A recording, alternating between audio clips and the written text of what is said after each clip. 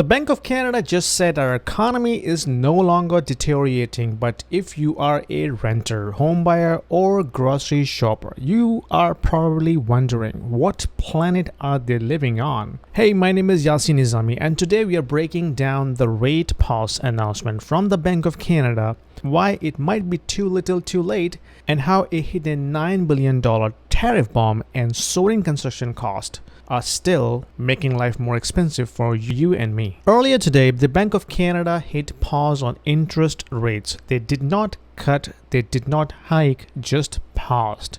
And the statement said, Canada's economy is no longer deteriorating. Translation, GDP hasn't completely fallen off a cliff. Jobs are still being added, just barely. And consumers are tired but not fully tapped out. But let's be honest, that's a pretty low bar to clear. Bank of Canada has also said they are watching for more signs of disinflation before cutting rates, so no relief yet.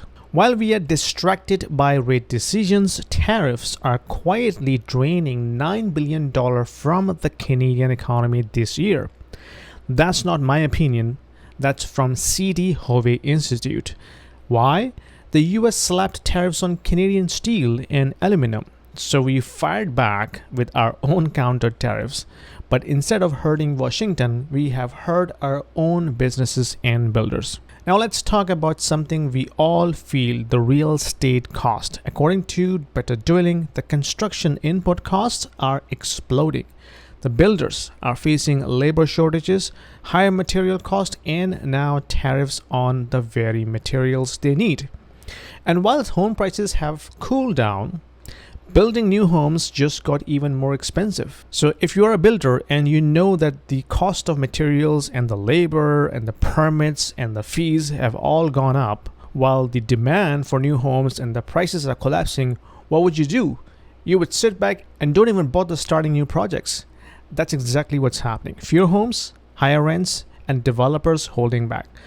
The Bank of Canada can pause rates all they want, but the promised affordability isn't improving. And here's the kicker most Canadians don't see.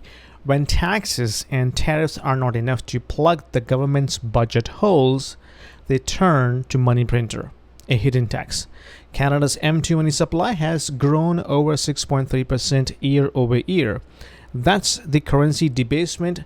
That's the inflation in disguise. So even if the official CPI or CPI says 1.7%, if your groceries, rent, and construction bills are all rising faster, you feel poorer, even if the Bank of Canada says things are stabilizing. So what can you do about it? I always say we cannot change Ottawa overnight, but we can change how we invest, save, and plan.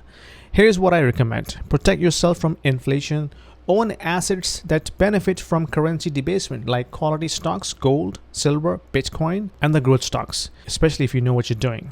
Understand monetary policy. That's why I created the Macro Fundamental course to help everyday Canadians make sense of this madness. Join our community. I host a WhatsApp group where we talk strategy, career, investing, and real estate.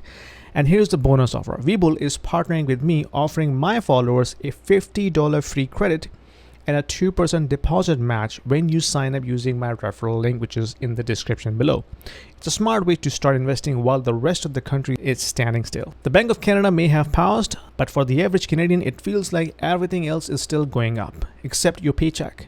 Your grocery bill is up, your home repair costs are up, your mortgage is stuck at a higher rate. And now tariffs are quietly pulling another $9 billion out of the system. So don't sit still.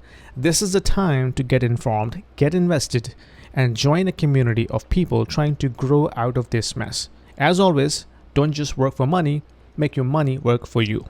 See you in the next one. Sorry for the interruption, guys. Just wanted to let you know that I also offer one-on-one consulting calls to the individuals who are looking to discuss their financial planning, their investment strategies, their kids' education planning, their immigration moves, as well as the young professionals, because I have been in the tech industry for almost 20 years. So I also offer one-on-one consulting calls to the young professionals who are looking to have their career development discussion with me, and also personal branding as well. So if you are looking to have some sort of an expert opinion, there is a calendar link in the description below. book a 30 minutes call with me and I will be more than happy to help you out.